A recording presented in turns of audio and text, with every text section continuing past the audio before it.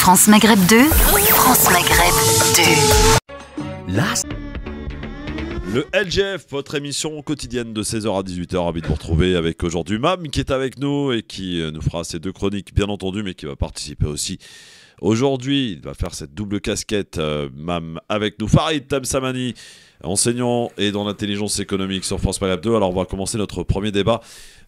C'est une certaine inquiétude que peuvent avoir certains maires et certains parents aussi, bien entendu. Notamment, je crois que le 91 a été principalement touché par ce phénomène de RICS, donc, qui ont coûté la mort à plusieurs adolescents. Et pas plus tard qu'encore, il y a 2 jours, en région parisienne, un adolescent de 15 ans a été violemment frappé et pris à partie à coups de couteau devant son collège ou lycée, je ne me rappelle plus très bien, je crois que c'est lycée. En tout cas, c'est un phénomène qui commence à inquiéter de plus en plus, cette violence chez les jeunes qui est de plus en plus présente. Et aujourd'hui, comment y mettre fin, comment peut-être prévenir aussi dans les écoles en amont de cette violence, des phénomènes qui parfois sont pour des prétextes assez quand même incroyables, des phénomènes interquartiers aussi. Farid, c'est un véritable problème aujourd'hui auquel il faut s'atteler. Oui, malheureusement, c'est un souci parce que ce sont des drames à la clé.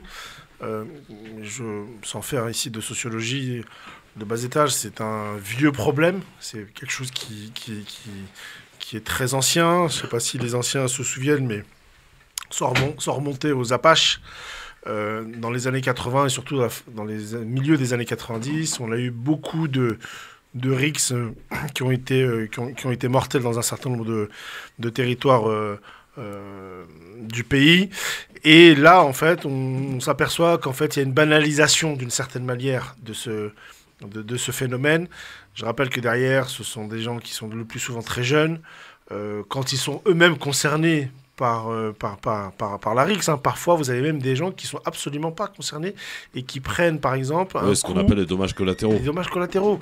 J'ai le souvenir paix à son âme, d'un gamin qui avait traversé juste un terrain au milieu d'un quartier du côté d'Épinay-sur-Seine et qui est décédé gratuitement. Gratuitement. Je ne dis pas que les autres décès sont moins graves, mais c'est pour vous dire que le phénomène, il est très lourd, il est très ancien et très lourd. Maintenant, une fois qu'on a dit tout ça, il y a des tas d'articles, des tas de bouquins qui expliquent malheureusement ce type de phénomène. Et l'époque fait que il y a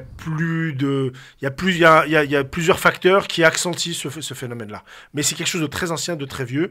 Mam pourra en parler, mais moi j'ai le souvenir quand j'étais plus jeune du côté de Mantes qu'on avait régulièrement, pas des RICS, mais des affrontements entre par exemple les jeunes de Chanteloup et ceux de Mantes-la-Jolie. Absolument. Voilà, et parfois sur des subtilités. Des subtilités. Ouais. Je te parlais tout à l'heure d'Épinay-sur-Seine. Il y a un vieux conflit à Épinay-sur-Seine entre deux quartiers, si je ne dis pas de bêtises, qui sont le quartier Orgemont et le quartier du centre-ville, j'ai oublié comment il s'appelait. Les gens ne savent même pas l'origine du souci, mais c'est perpétué malheureusement, et vous avez des gamins, des jeunes qui rentrent dans ces logiques-là, et parfois quand vous creusez, vous dites, mais en fait c'est juste n'importe quoi. Ouais. Mais malheureusement, ça fait des dégâts. Alors, tu as l'occasion, mon cher Farid, de pouvoir tacler Tarek Mami, qui, à chaque fois, vous fait un petit tacle pour votre retard. Aujourd'hui, oui. C'est lui qui est en retard, hein, monsieur Mami? Il est en retard et il est même... Non seulement il est en retard, mais en plus il n'est pas disponible. Alors, il n'est pas disponible. Quand même, hein. Non, mais je voudrais rebondir d'ailleurs sur Vas-y, je t'en prie. Farid sur effectivement c'est cet affrontement tout à fait stérile.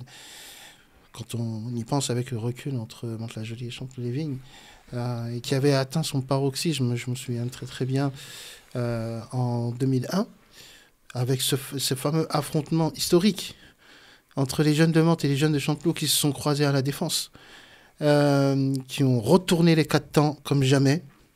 Ouais. Et ça avait fait d'ailleurs la une des journaux à ce moment-là. Mais j'allais dire encore une fois... encore ces affrontements. Alors après, bien évidemment, on n'est pas là pour les justifier en aucune sorte, parce que c'est vrai que si on devait imaginer un système gradué, ce qui se passait entre nous à l'époque, et bien évidemment ça s'est apaisé depuis, et j'allais dire bien heureusement, si on devait imaginer un système gradué, c'est rien. à côté des rixes mortels. Parce que là, maintenant, il y a mort de jeunes garçons, il y a mort de jeunes filles parfois aussi de temps en temps. On est arrivé dans une société... La société, de toute façon, est violente. Elle l'est de plus en plus.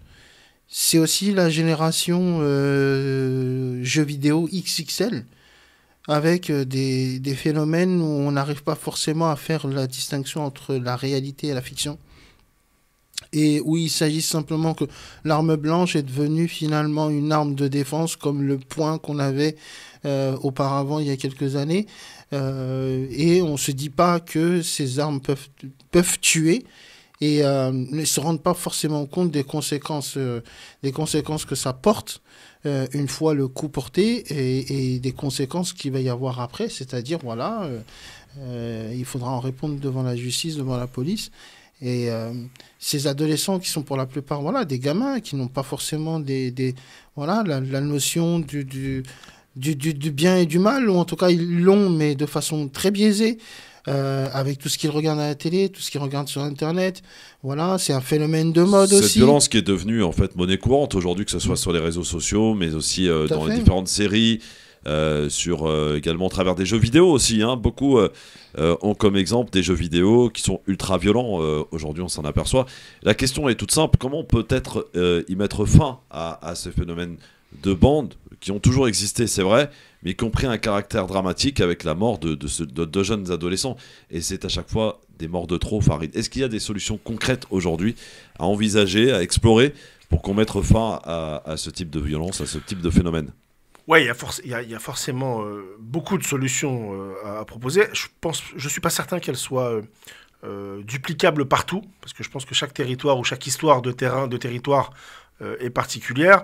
Mais avant de proposer des solutions, il faut bien, même elle a commencé à le faire sur effectivement les jeux vidéo, la génération d'aujourd'hui, mais il faut bien expliquer qu'est-ce qui amène aussi à ces phénomènes-là.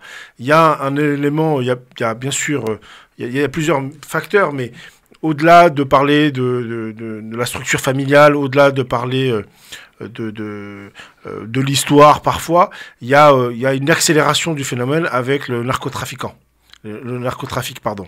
Et du coup, les solutions que tu peux apporter ne sont pas forcément les mêmes. Je dis une bêtise, on parlait de Mantes-la-Jolie, il y a du narcotrafic à Mantes-la-Jolie, mais c'est pas la même situation à Mantes-la-Jolie ou à Épinay, j'ai nommé tout à l'heure, que par exemple à Marseille, par exemple.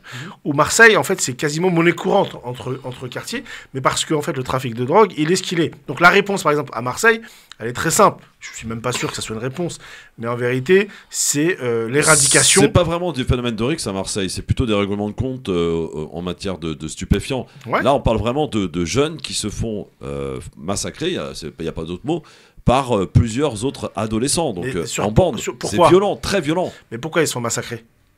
Alors ça, c'est toute la question. Parmi eux, il y a le narcotrafic aussi. Hein.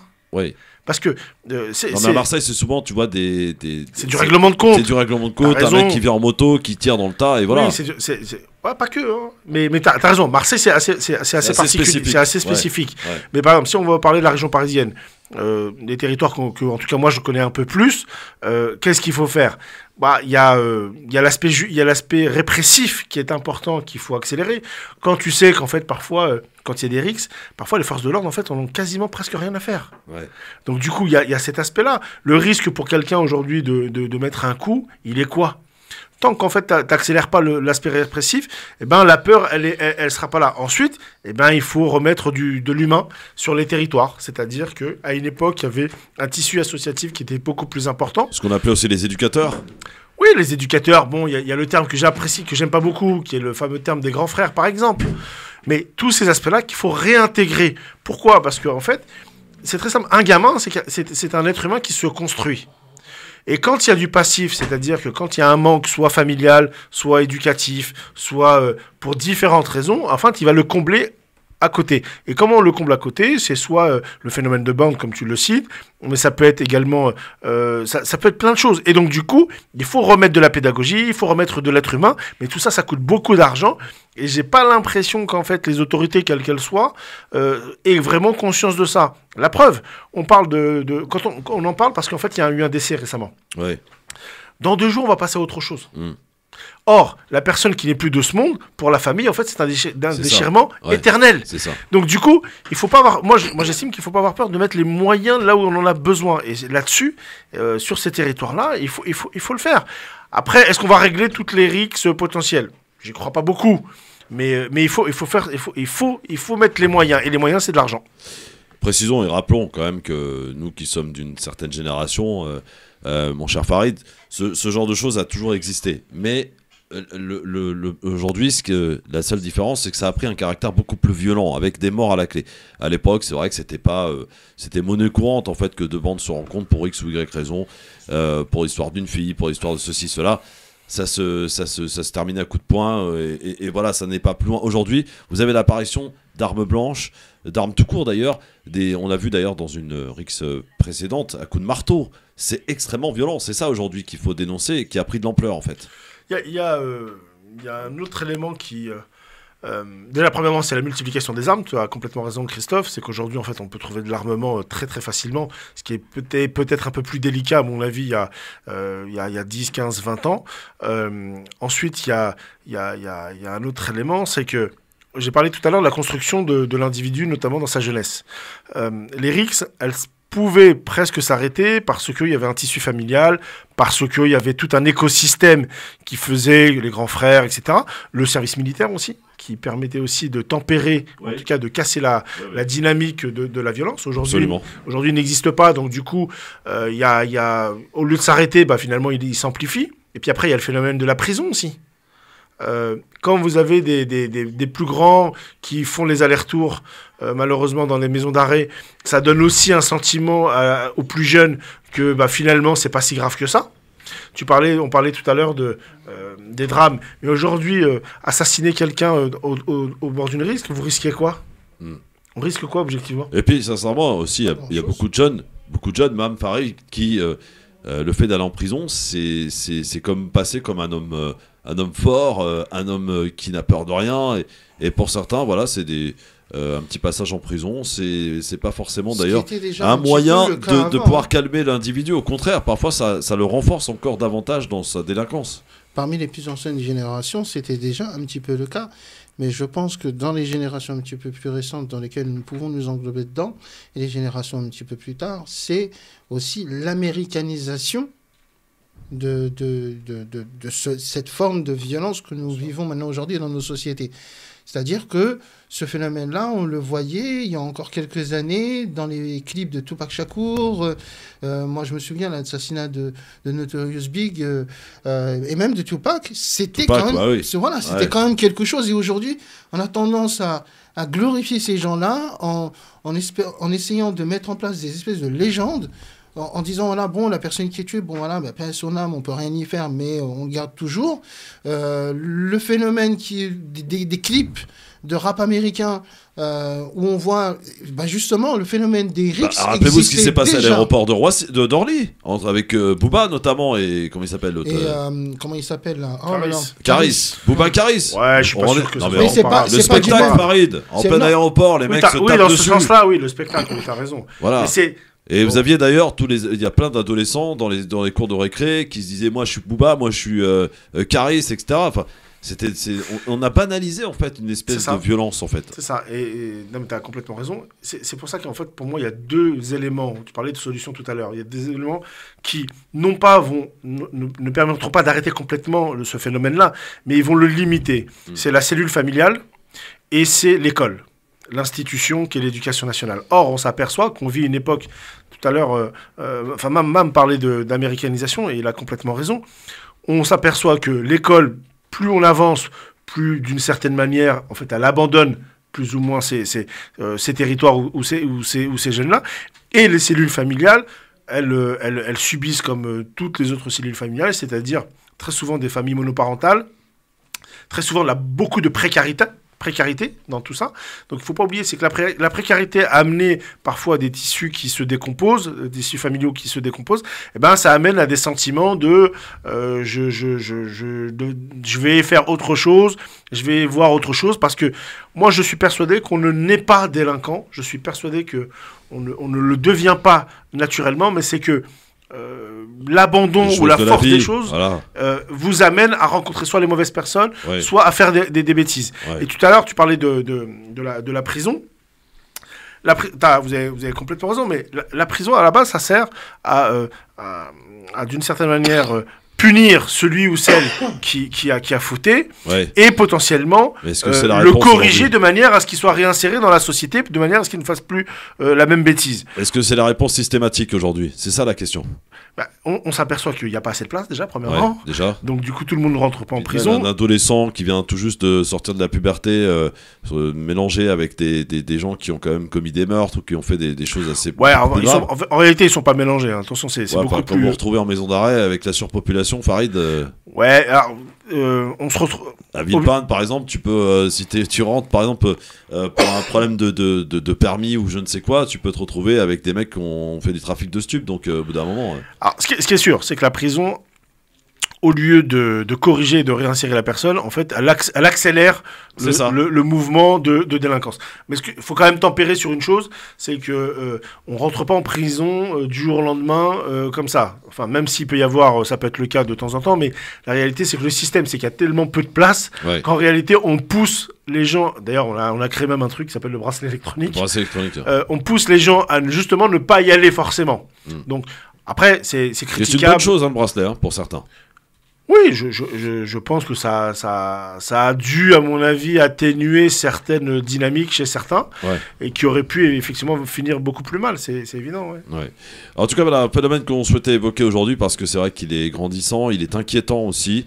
Il se limite effectivement dans les quartiers. C'est peut-être pour ça d'ailleurs qu'on en parle pas beaucoup dans les médias, mais un phénomène qui peut être très ennuyeux et pour notamment les victimes, pour les familles de victimes.